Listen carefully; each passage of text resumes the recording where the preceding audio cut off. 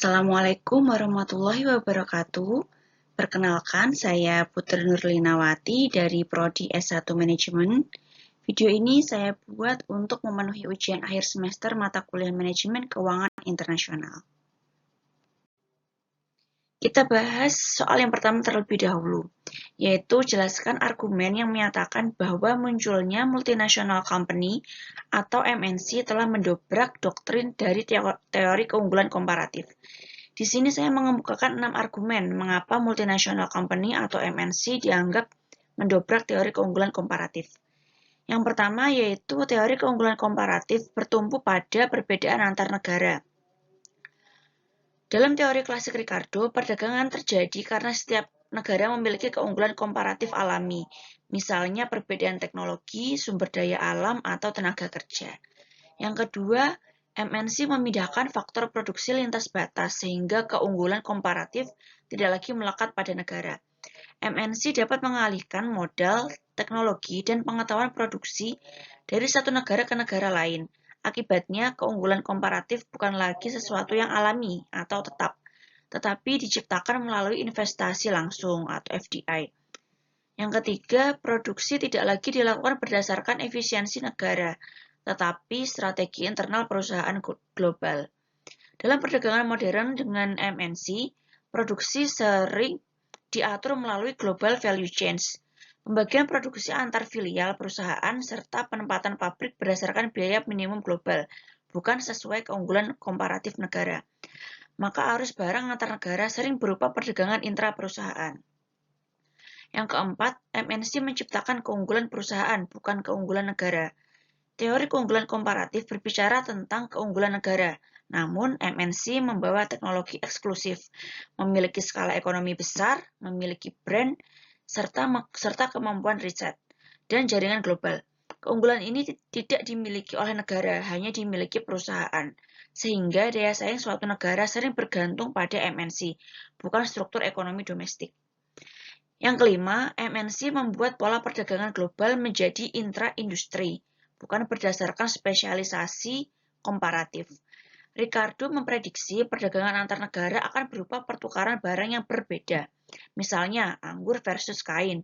Dalam kenyataan modern yang didominasi MNC, yang terjadi adalah perdagangan mobil versus mobil, elektronik versus elektronik, dan komponen dikirim antar negara dalam satu perusahaan. Yang keenam, struktur upah dan tenaga kerja dapat distandarisasi oleh MNC. Jika keunggulan komparatif berbasis upah murah, MNC dapat menutup perbedaan itu dengan otomatisasi, transfer teknologi, dan pelatihan tenaga kerja. MNC bahkan memindahkan produksi ke tempat yang menawarkan insentif pajak, bukan sekedar upah murah, sehingga pola perdagangan lebih ditentukan strategi korporasi, bukan kondisi produktivitas negara. Selanjutnya kita masuk ke soal yang kedua, yaitu proses ekspansi bisnis ke mancanegara.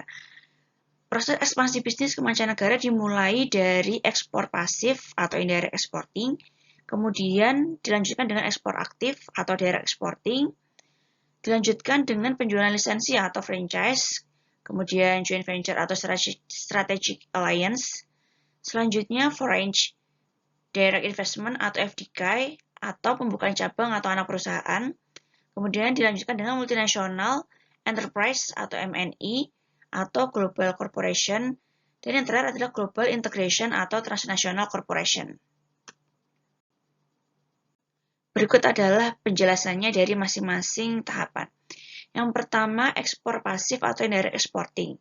Di sini perusahaan mulai menjual produk ke luar negeri melalui perantara ekspor seperti agen, distributor, atau trading house. Kemudian dilanjutkan dengan ekspor aktif atau direct exporting. Perusahaan mulai menangani sendiri proses ekspor, menjalin hubungan langsung dengan pembeli atau distributor luar negeri. Kemudian penjualan lisensi atau franchise. Di sini perusahaan memberikan hak produksi, penggunaan merek, atau distribusi kepada pihak asing untuk memperluas pasar tanpa investasi besar.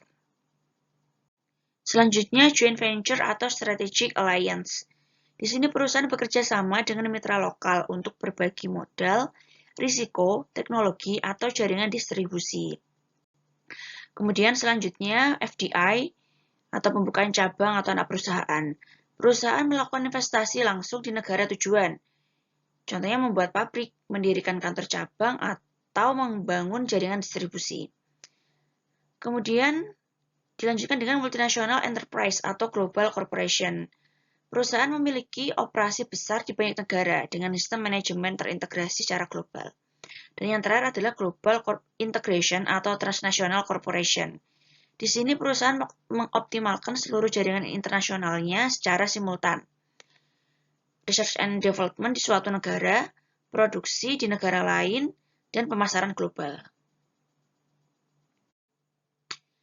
Selanjutnya adalah pertanyaan di soal nomor 3, yaitu pada sistem mata uang yang mengambang terkendali, dapatkah kurs berfluktuasi tinggi? Jelaskan. Jawabannya adalah ya.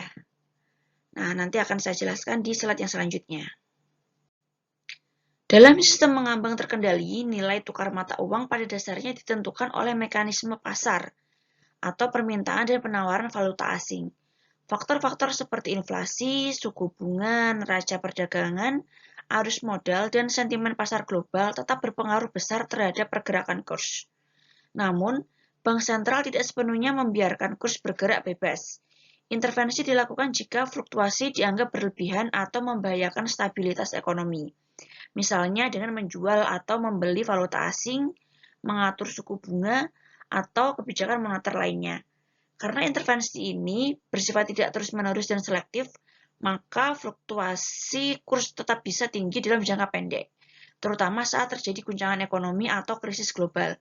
Tetapi dapat dikendalikan agar tidak terlalu ekstrim dibandingkan sistem mengambang bebas. Sekarang kita memasuki soal yang terakhir, yaitu jelaskan alasan-alasan manajer keuangan suatu perusahaan dan investor berkepentingan dengan neraca pembiayaan suatu negara. Manajer keuangan perusahaan dan investor berkepentingan terhadap neraca pembayaran karena neraca pembayaran mencerminkan kondisi ekonomi eksternal dan stabilitas keuangan suatu negara, yang sangat mempengaruhi keputusan bisnis dan investasi. Alasan-alasannya saya kemukakan ada 6. Yang pertama adalah indikator stabilitas nilai tukar, yang kedua dasar pengambilan keputusan investasi, yang ketiga menilai risiko ekonomi dan keuangan, yang keempat pengaruh terhadap kebijakan pemerintah, yang kelima perencanaan operasi internasional perusahaan, dan yang keenam adalah kepercayaan pasar dan rating negara. Untuk penjelasannya saya jelaskan di slide yang selanjutnya. Alasan yang pertama, mengapa manajer keuangan suatu perusahaan dan investor berkepentingan dengan neraca pembayaran suatu negara adalah indikator stabilitas nilai tukar. Neraca pembayaran, khususnya neraca transaksi berjalan dan transaksi modal atau finansial, mempengaruhi kekuatan mata uang suatu negara. Surplus BOP cenderung memperkuat mata uang, defisit BOP berpotensi melemahkan mata uang. Hal ini penting bagi manajer keuangan dalam mengelola risiko nilai tukar atau hedging dan bagi investor dalam menilai risiko kurs atas investasinya. Untuk alasan yang kedua yaitu sebagai dasar pengambilan keputusan investasi. Investor menggunakan neraca pembayaran untuk menilai yang pertama kemampuan negara menarik modal asing, 2 tingkat ketergantungan pada utang luar negeri, 3 keberlanjutan arus modal. Negara dengan neraca pembayaran yang sehat dianggap lebih aman dan menarik untuk investasi jangka panjang. Alasan yang ketiga yaitu untuk menilai risiko ekonomi dan keuangan. Defisit neraca pembayaran yang besar dan berkelanjutan dapat menandakan yang pertama lemahnya daya saing ekspor, kedua tekanan terhadap cadangan devisa, dan yang ketiga potensi krisis mata uang. Hal ini menjadi peringatan dini bagi investor dan manajer keuangan dalam menyesuaikan strategi. Yang keempat adalah pengaruh terhadap kebijakan pemerintah. Kondisi neraca pembayaran sering mendorong pemerintah dan bank sentral mengambil kebijakan seperti penyesuaian suku bunga, kontrol modal, kebijakan fiskal, dan perdagangan. Kebijakan ini langsung mempengaruhi biaya modal, arus kas, dan profitabilitas perusahaan, serta imbal hasil investasi. Yang kelima, perencanaan operasi internasional perusahaan.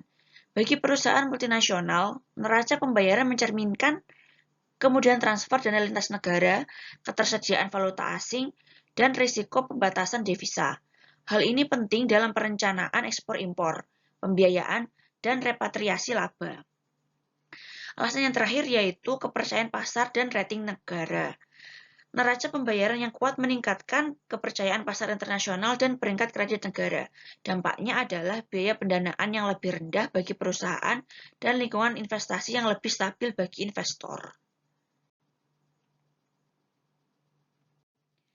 Sekian paparan dari saya, semoga dapat memenuhi ujian akhir semester mata kuliah Manajemen Keuangan Internasional. Akhir kata saya ucapkan terima kasih. Wassalamualaikum warahmatullahi wabarakatuh.